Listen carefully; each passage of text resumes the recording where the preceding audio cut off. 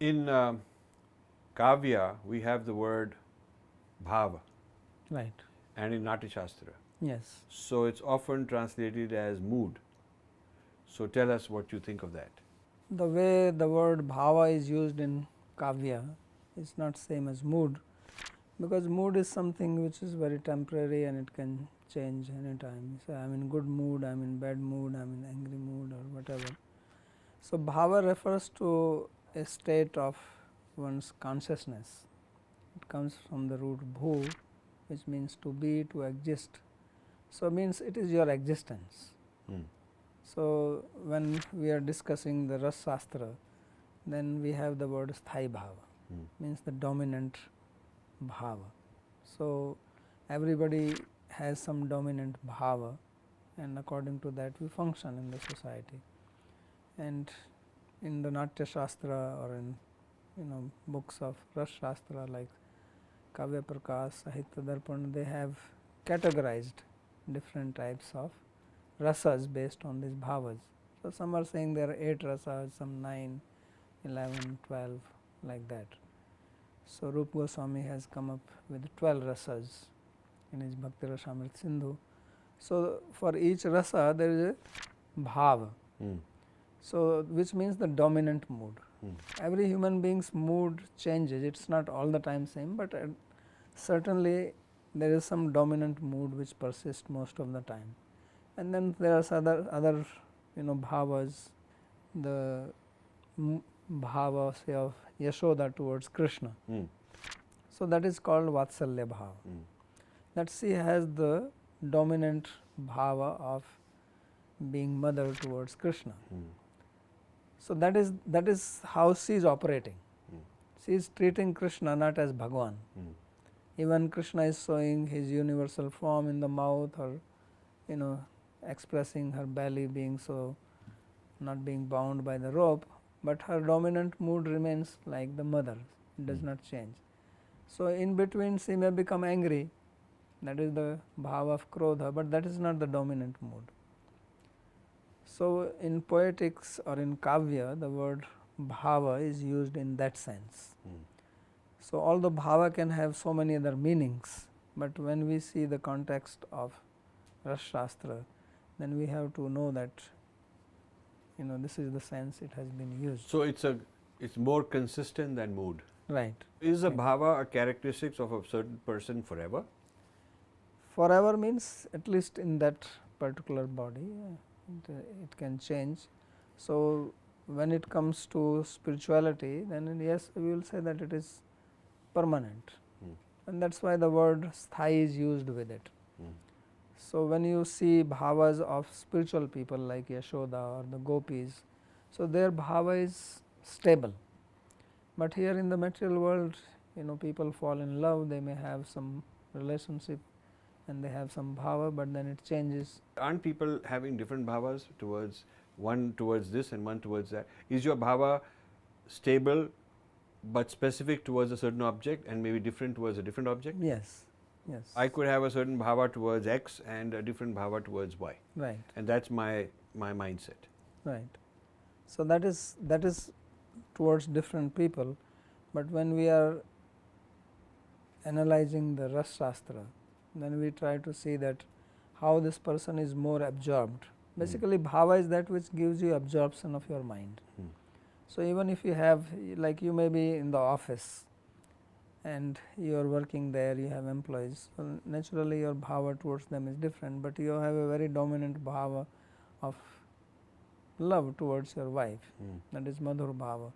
So that is what actually is guiding you and your other bhavas also.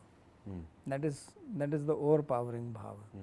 So like that, from Ras Shastra point of view, people have some dominant bhavas in which they work.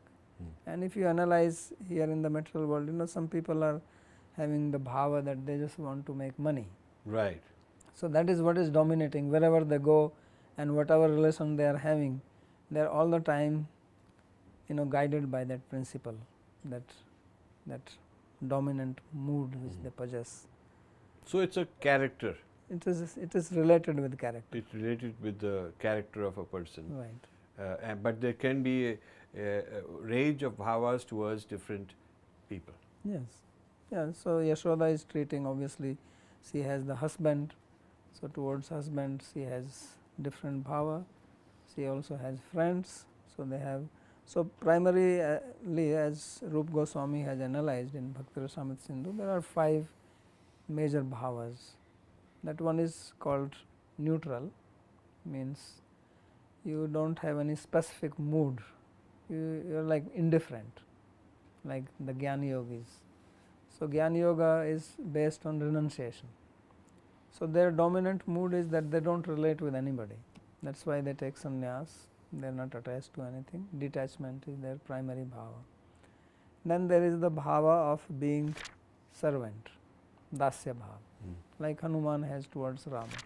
So, that is his dominant. It is not that he does not have friends or he does not have, towards Sita Devi, motherly relationship. But that is sort of the consistent undercurrent. Yeah, but the major undercurrent is that mood of being servant. So, he is all the time ready to serve. So, that is his bhava. Then the third one is of friendship, like Krishna has his friends. So, they are all the time in that mood, friendly mood. And then the Vatsalya bhava, parental mood, like Yashoda, Nanda Maharaj they had towards Krishna. And then there is the Madhur bhava, the bhava of which has 2 divisions. One is being like a girlfriend or being the wife. So, Krishna has gopis, so they are not married to him, and then he has his wives in Dwarka. So, both are part of Madhur bhava. So, these are the 5 dominant relations which you see in the material world also. All relations you can put into these 5 categories. But there are also, in terms of relations, there are negative. So, there is hatred. How do you fit that? They have analyzed all attitudes, whatever possible. There are, there are sattvic bhavas, there are vyabhichari bhavas. So, there are 33 plus 8, 42, and then they have this prominent 12. So, these are all types of, possibilities which are there, but they are more in the relationship which that bhava which will lead you to rasa. They have, you can also analyze this kind of thing, that you have attachment for money. So, you can also analyze whatever is your attachment, then accordingly your moods and your other nature will manifest, whether it is jealous, hatred, friendship. So, now what will happen, you will make friendship somebody who can help you make money and get angry at somebody who is interfering. Yeah. So, you can always analyze from that point of view. So, anything which helps your dominant mood, you will have a positive feeling towards that. So, bhava could lend itself to as a system for developing psychology, because mood, there is psychology of moods and what to which mood is a problem mood, what to do and how to manage moods and all. So, maybe there could be a bhava psychology. This whole thing is psychology only. If you study Ras Shastra, Natya Shastra, it is all human psychology. This is a very fine analysis of psychology. Actually, in the modern psychology, they have not done studies like this.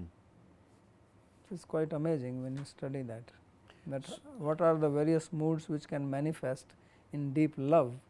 I do not think, at least I am not aware, that such study has been done in the modern psychology. So, by studying bhav, ras, etc., we could also perhaps upgrade the field of psychology, make some original contributions. Yeah, definitely, because it goes much deeper. It gives you the reason why the person is behaving like that.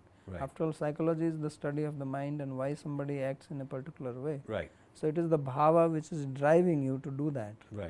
And if you can study the bhava of a person, then you can study why, you can even predict how this person will act.